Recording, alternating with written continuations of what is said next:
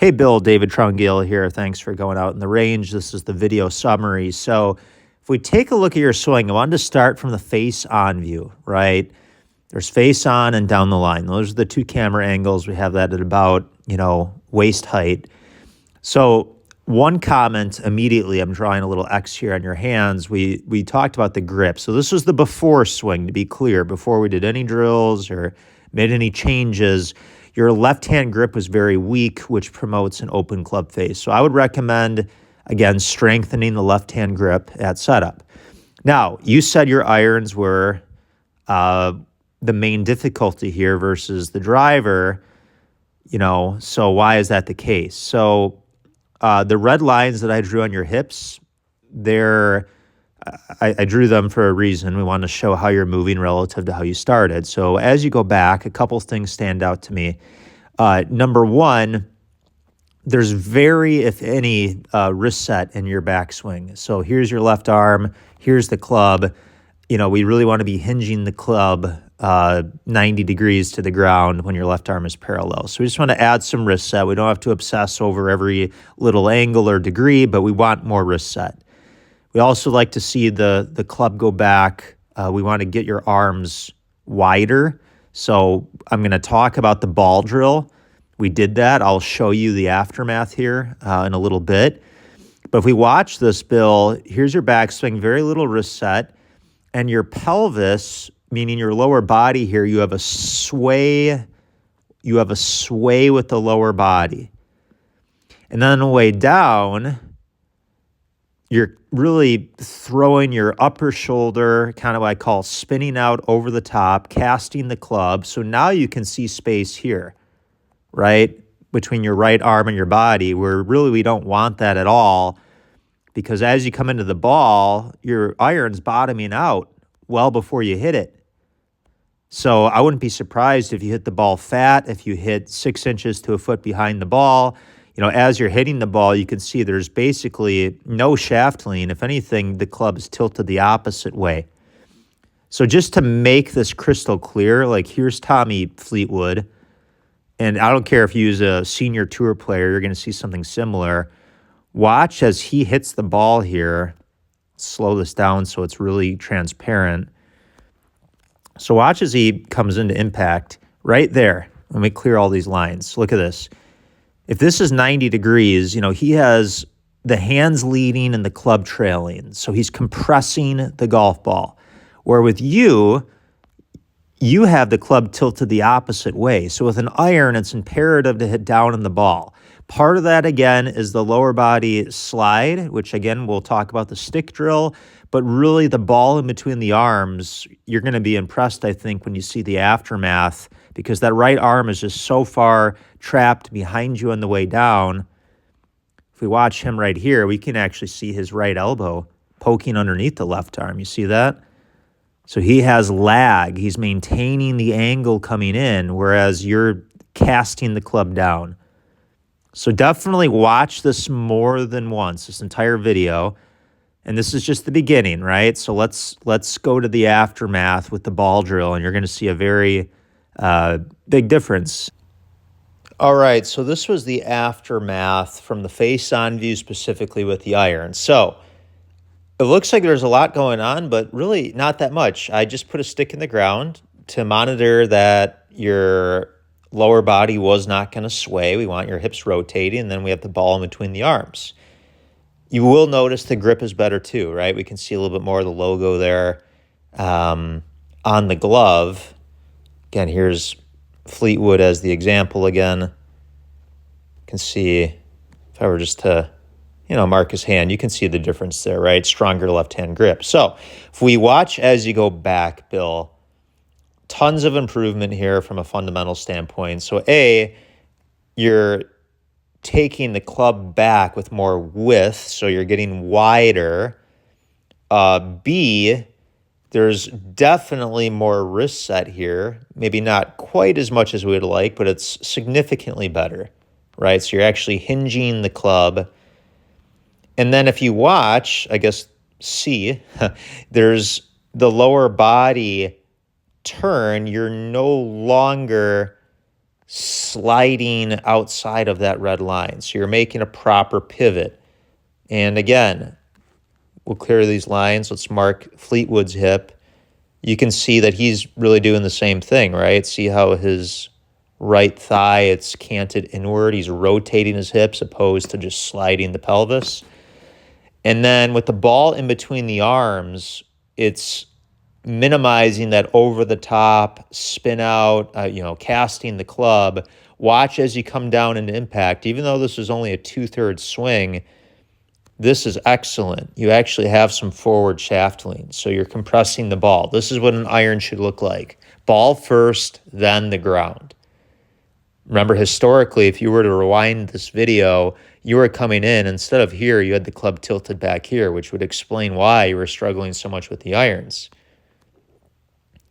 Again, let's clear this. Just do a quick side-by-side so this is easy to see. Here you are coming into impact. So there we go. There's what we call compressing the ball, that forward shaft lean. So I would really recommend, based on what I'm seeing here, is, again, if you could buy balloons. Balloons are very, very cheap, right? Just buy several of them and you can put that in between your arms when you go to the range. You could buy this ball right here. It's called the Impact Ball.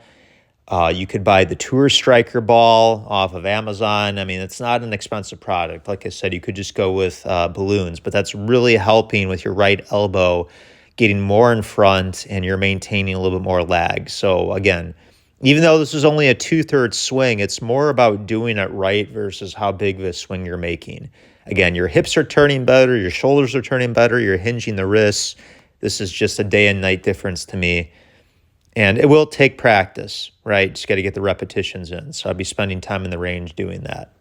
Let's go to the down the line view to look at the actual swing plane, again, the before and after. All right, now this was you from the down the line view. Again, the before swing from down the line before we did any changes. So this red line illustrates the plane. And if we watch in the takeaway, your hands work underneath the plane. And to me, that's not a huge deal. I mean, most of the time when I teach, actually, I see people's hands push away from the plane. But just to keep it simple, we would like both the hands and the club to go right up the red line. So the hands work in, and this club gets way behind you. So the main reason this club is back here, the club head, and your hands are here, is once again, you are lacking that wrist set. So this is before we put the T in the grip and talked about that. So again, your takeaway is not that bad. Posture, a little bit less knee flex, I would say. But basically, if we were to hinge the wrists, you would be in a much better spot. Because here, as you can see, you're very, very flat at the plane. You're a little bit laid off at the top, meaning, the club is, it's close to parallel, but it's pointing a little bit into left field. And then from here, though, because you took it so far inside, you're going to loop it out over the top of the plane. So the club face is open.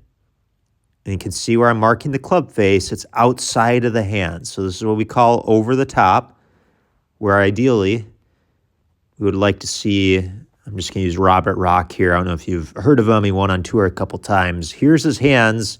Here's the club head.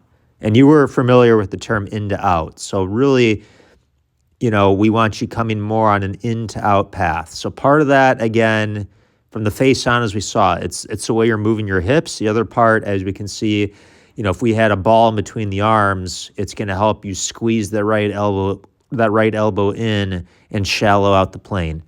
So let me get rid of him for a moment.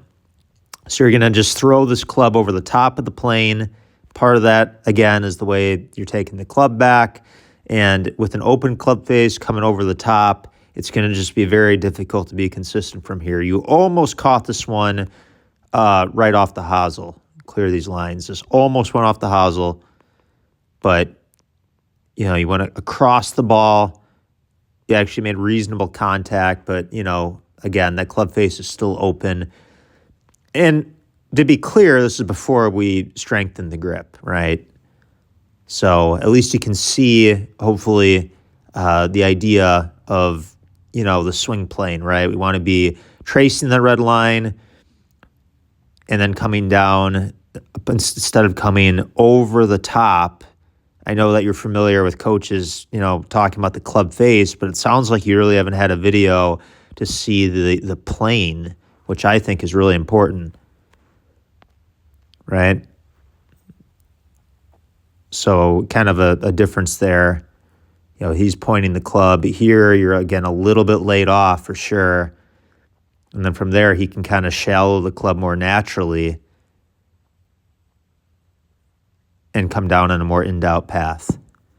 So we did one more drill, and we're going to finalize the video. I just want to show you another drill you can do at home to help with the minimizing the over-the-top route-in swing plane. And that was involving the noodle. So let's take a look at that. All right, so here was the aftermath. We, again, put a noodle in the ground with that alignment stick, right? Simple to do. It was maybe 2 feet away from it. And the objective here was simply to not hit the noodle. And we did, to be fair, work on your wrist set, right? So watch this. So here's your takeaway. Still a little bit inside, but check out the plane here. We actually got the club to be, if anything, a little more on the vertical side, which is what we want. And the reason why this is beneficial is now you can shallow that club out and you're coming down on a way better swing plane. So remember, I don't care if it's a driver or an iron. This pattern's, really important. Here's the club head. Here's your hands. So you're actually coming more on an in to out path opposed to dumping it over the top. If you came over the top, you would be whacking this noodle. So as you come down, you're transitioning more shallow, coming in on a better approach. You hit the golf ball, and you can see this is a really good shot. This flew pretty straight. So again, that's just a simple alignment stick with a noodle over it.